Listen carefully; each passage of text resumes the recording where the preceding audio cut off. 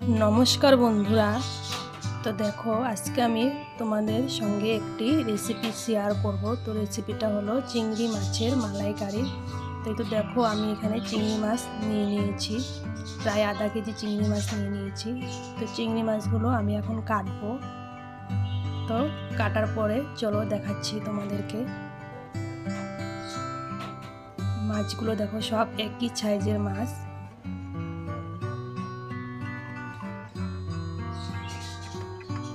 तो ये देखो आमी सब माछ एखाने केटे निয়েছি, केटे भालो करे धुए निয়েছি।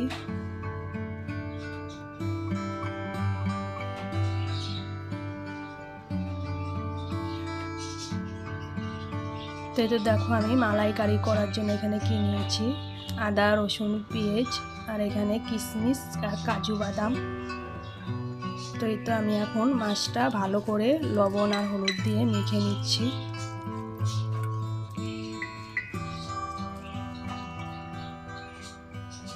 तो माछटा आमार माखा करा हये गेल।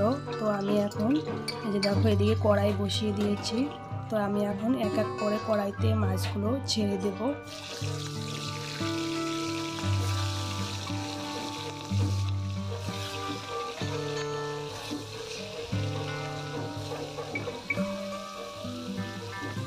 তো আমার মাছ ছাড়া হয়ে গেল। আমি এখন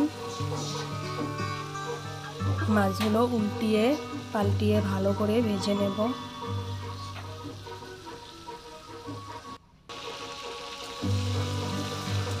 তো আমি এর আগেও তোমাদের সঙ্গে চিংড়ি মাছের মালাইকারি শেয়ার করেছিলাম। তো আজকে একটু অন্যরকম ভাবে শেয়ার করব। তো এই তো দেখো আমার সব মাছ ভাজি করা হয়ে গেছে। তো এই মাছের মধ্যে আমি মাছের তেলে দিয়ে দিলাম একটু ঘি দিয়ে আমি ভালো করে তেলের সঙ্গে মিশিয়ে নিচ্ছি। তারপরে আমি দিয়ে দিলাম এখানে একটা তেজপাতা, তারপরে দিয়ে দিব কালো জিরা,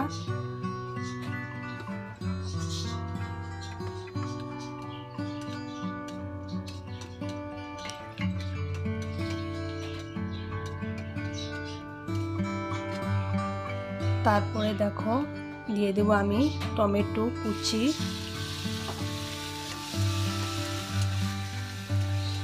টমেটোটা দিয়ে আমি ভালো করে ভেজে নেব।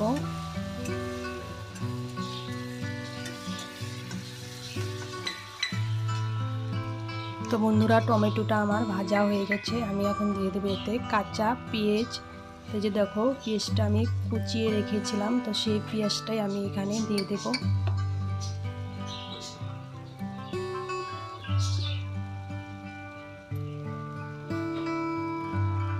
তো এখন পেঁয়াজটা দিয়ে আমি টমেটোর সঙ্গে ভালো করে কষিয়ে নিলাম।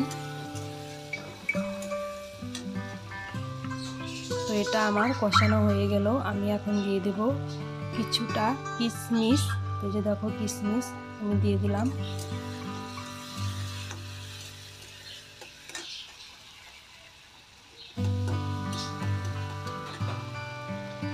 তারপরে আমি দিয়ে দেব আদা রসুন কাঁচা লঙ্কা পেস্ট করে রেখেছিলাম, সেটা দিয়ে দিলাম। তো এখন আমি সেটা দিয়ে ভালো করে কষিয়ে নেব।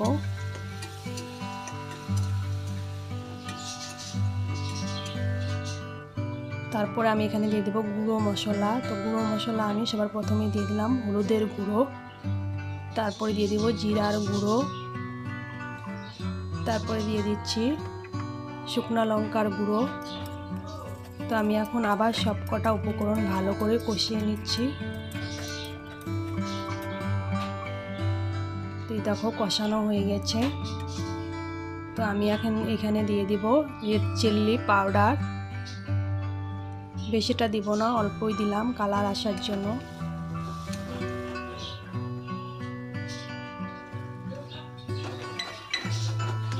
তারপরে আমি এখানে দিয়ে দেব কাজু বাদাম পেস্ট।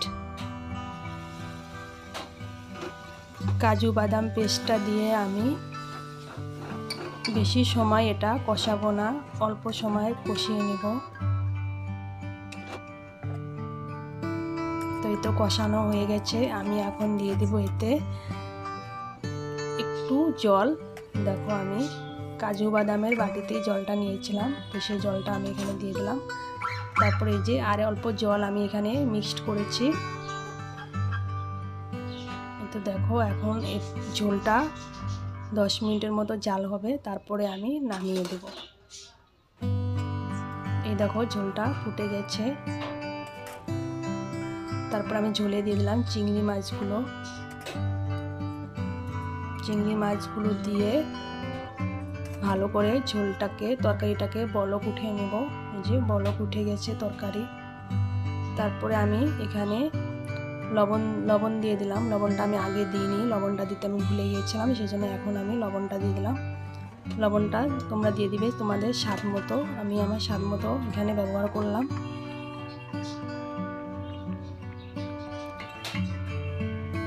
তারপরে দেখো ঝোলটা পুরো বলক উঠে গেছে। তারপর আমি এখানে ব্যবহার করব শাহি গরম মশলা। তাই তো শাহি গরম মশলা দিয়ে দিলাম।